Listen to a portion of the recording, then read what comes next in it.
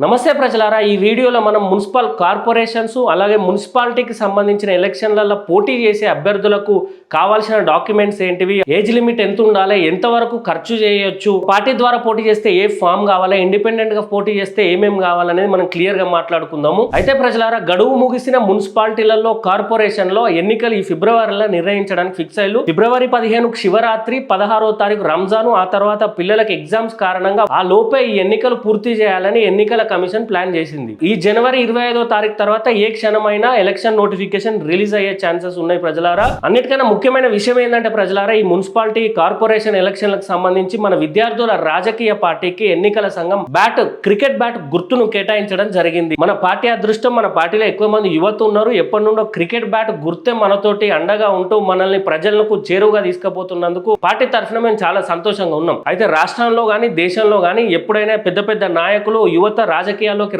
రావాలంటే యువత కానీ సామాన్యులు కానీ వాళ్ళకి రాజకీయం మీద ఇంట్రెస్ట్ ఉన్నా కూడా వాళ్ళు ఎటు పోవాలో అర్థం కాక, ఎందుకంటే చాలా మంది పెద్ద పెద్ద పొలిటికల్ మన రాష్ట్రం ముచ్చట చూసుకుంటే బీఆర్ఎస్ కైనా కాంగ్రెస్ కైనా బీజేపీలో చేరి చాలా మంది సామాన్యులు యువత చాలా వరకు నష్టపోయారు. ఎందుకంటే అట్లాంటి పెద్ద పార్టీలలో జాయిన్ అయినాక వాళ్ళు చాలా మంది మాతో షేర్ చేసుకున్న రివ్యూ మీకు చెప్తున్నాం.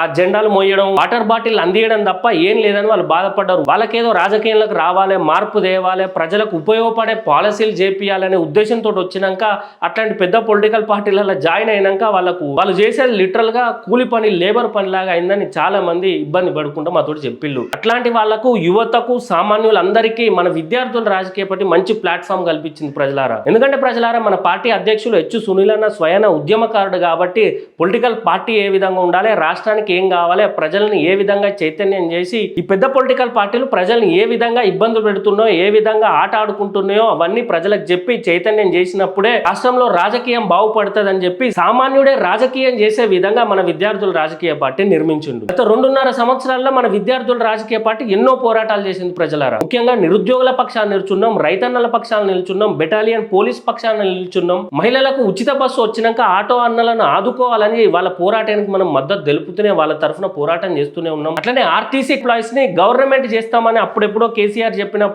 రేవంత్ రెడ్డి వచ్చి 2 సంవత్సరాలైనా ఇప్పటికీ వాళ్ళ పక్షాన మన విద్యార్థుల రాజకీయ పార్టీ అండగా పోరాటం చేస్తున్నాం. హైడ్రా బాధితులను ఆదుకోవాలని, 42% బీసీలకు రిజర్వేషన్లు కల్పించాలని ఇలా ఎన్నో పోరాటాలు మనం చేస్తూనే ఉన్నాం ప్రజలారా. ఇవన్నిటికి తోడు మీ విద్యార్థుల రాజకీయ పార్టీ ఏం చేస్తుందని మీరు అడిగితే ప్రజలారా, రాష్ట్రంలో పేద మధ్యతరగతి కుటుంబాలల్లో డబ్బు ఎక్కువ ఖర్చు అయ్యేది విద్యా వైద్యానికి. వాళ్ళ పిల్లల స్కూలు కాలేజ్ ఫీజులు కట్టడానికి ఎక్కువ ఖర్చు అవుతుంది. అదేవిధంగా వాళ్ళ తల్లిదండ్రులు వాళ్ళ ఆరోగ్య సమస్యలకు సంబంధించి హాస్పిటల్ బిల్లులకి ఎక్కువ ఖర్చు అవుతుంది. విద్యా వైద్యం కార్పొరేట్ లెవెల్లో ప్రజలందరికీ ఉచితంగా అందించాలనే మొట్టమొదటి నినాదంతో మేము విద్యార్థుల రాజకీయ పార్టీ తరఫున పోరాటం చేస్తూ ముందుకు కొనసాగుతున్నాం. కాబట్టి తెలంగాణలో ప్రతి సమస్య మీద పోరాటం చేస్తూ కొత్త ప్రాంతీయ పార్టీగా అవతరించిన మన విద్యార్థుల రాజకీయ పార్టీ తరఫున ఎవరికైతే పోటీ చేయడానికి ఇంట్రెస్ట్ ఉందో, కార్పొరేషన్ ఎలక్షన్లు కానీ మున్సిపాలిటీ ఎలక్షన్లు కానీ మన పార్టీ బీ ఫామ్ మీద, మన క్రికెట్ బ్యాట్ గుర్తు మీద పోటీ చేయడానికి ఇంట్రెస్ట్ ఉన్న వాళ్ళు విద్యార్థుల రాజకీయ పార్టీని సంప్రదించాలి. మన పార్టీకి ఏ రాజకీయ నాయకుడి అండలేదు, ఇది సామాన్యుల పార్టీ మాత్రమే. కాబట్టి మీ అందరికీ అవకాశాలు వస్తాయి, ప్రజలకు సేవ చేసుకునే అవకాశం ఖచ్చితంగా మన విద్యార్థుల రాజకీయ పార్టీ తరఫున వస్తుందని చెప్పి తెలియజేస్తూ ఈ అవకాశాన్ని అందరూ యూజ్ చేసుకోవాలని కోరుకుంటున్నాం. పురపాలిక నుండి పోటీ చేసే అభ్యర్థులకైనా, నగరపాలిక నుండి పోటీ చేసే అభ్యర్థులకైనా కావాల్సిన నామినేషన్ పత్రాలు ఏంటిదో మనం చూద్దాం ప్రజలారా. ఫస్ట్ నామినేషన్ ఫామ్ అనేది ఉండాలి. ఆ నామినేషన్ ఫామ్ మనకు రిటర్నింగ్ ఆఫీసర్ దగ్గర ఉంటుంది, అదంతా ఫిల్ చేయాలి. అఫిడవిట్ కూడా రిటర్నింగ్ ఆఫీసర్ దగ్గరే ఉంటుంది, లేదంటే వెబ్సైట్లోకి వెళ్ళి మనం డౌన్లోడ్ చేసుకోవచ్చు. అఫిడవిట్ లో ముఖ్యంగా వాళ్ళు అడిగేది మన ఆస్తులు ఎన్ని, అప్పులు ఎన్ని, మన మీద ఎన్ని పోలీస్ కేసులు ఉన్నాయి, ఇవన్నీ నిజాయితీగా ఉన్నట్టు అక్కడ మనం అఫిడవిట్ లో సబ్మిట్ చేయాలి. అయితే ఎమ్మెల్యే ఎలక్షన్లప్పుడు 2 నియోజకవర్గాల నుండి పోటీ చేయొచ్చు, కానీ ఇప్పుడైతే ఒకటే చోట పోటీ చేయాల్సిన అవకాశం ఉంటుంది. భారత ఇండియన్ సిటిజన్ అయి ఉండాలి, 21 సంవత్సరాలు నిండి ఉంటే ఈ ఎలక్షన్లలో పోటీ చేయడానికి అర్హులు. ఆ డివిజన్ నుండి కానీ, ఆ వార్డు నుండి కానీ పోటీ చేసే అభ్యర్థులు ఆ మున్సిపాలిటీకి చెందిన వాళ్ళు లేదా ఆ కార్పొరేషన్ కి చెందిన వాళ్ళు అయి ఉండాలి. ఎగ్జాంపుల్, మన వరంగల్ జిల్లాలో ఒక మున్సిపాలిటీ, నల్గొండ జిల్లాలో ఇంకో మున్సిపాలిటీలో పోటీ చేయొచ్చు అంటే అట్లా పోటీ చేయకూడదు. మన ఓటర్ కార్డు ఏ మున్సిపాలిటీలా లేదా ఏ కార్పొరేషన్లో అయి ఉంటుందో, చెందింది అయి ఉంటుందో ఆ యొక్క మున్సిపాలిటీ కార్పొరేషన్లో మాత్రమే పోటీ చేయాల్సి ఉంటుంది. అయితే ఈ ఎలక్షన్లకు కాంట్రాక్టర్లు స్టేట్ గవర్నమెంట్ అయినా సెంట్రల్ గవర్నమెంట్ నుండి లబ్ధి చేకూరే వాళ్ళందరూ అనర్హులు, వాళ్ళు పోటీ చేయడానికి వీలు ఉండదు. పార్టీ అండతోటి, సింబల్ తోటి పోటీ చేయాలంటే, సపోజ్ మన విద్యార్థుల రాజకీయ పార్టీ నుండి పోటీ చేయాలనుకుంటే మన పార్టీ బీ ఫామ్ ఇస్తుంది.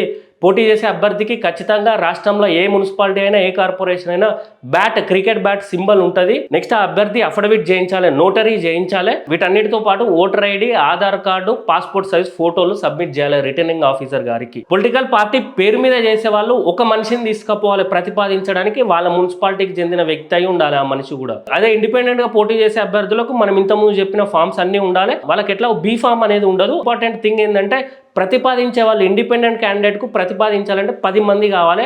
10 మంది సంతకాలు, 10 మంది ఓటర్ కార్డులు కావాల్సి ఉంటుంది ఇండిపెండెంట్ క్యాండిడేట్ గా పోటీ చేయాలంటే. డిపాజిట్ ఫీ గురించి మాట్లాడుకుంటే మున్సిపాలిటీలో పోటీ చేసే ఎస్సీ, ఎస్టీ, బీసీ అభ్యర్థులకు 1250 రూపాయలు, మిగతా వాళ్ళకి 2500 రూపాయలు నామినేషన్ సమర్పించే రోజు రిటర్నింగ్ ఆఫీసర్ గారికి ఫీ పే చేయాల్సి ఉంటుంది. కార్పొరేషన్లలో కార్పొరేటర్ గా పోటీ చేసే అభ్యర్థులు ఎస్సీ, ఎస్టీ, బీసీ అయితే 2500, వేరే కులానికి చెందిన వాళ్ళైతే 5000 రూపాయలు కట్టాల్సి ఉంటుంది. చివరిగా కౌన్సిలర్ గా పోటీ చేసే క్యాండిడేట్స్ కానీ, కార్పొరేటర్ గా పోటీ చేసే క్యాండిడేట్స్ కానీ మన విద్యార్థుల రాజకీయ పార్టీ ఇస్తున్న అవకాశాన్ని మీరు సద్వినియోగం చేసుకోవాలి. మన పార్టీ బీఫామ్ మీద చేస్తే మన క్రికెట్ బ్యాట్ ఉంటుంది. అదేవిధంగా మన కొత్త ప్రాంతీయ పార్టీ తరఫున మీరు మీ వార్డులలో, డివిజన్లలో, మీ నియోజకవర్గంలో గుర్తించబడతారు. కాబట్టి ఇంట్రెస్ట్ ఉన్న ప్రజలందరికీ, సామాన్యులైనా, యువత అయినా, మహిళలైనా, ఎవరైనా మన విద్యార్థుల రాజకీయ పార్టీని సంప్రదించాలని కోరుకుంటూ జై తెలంగాణ, జై వీఆర్పీ.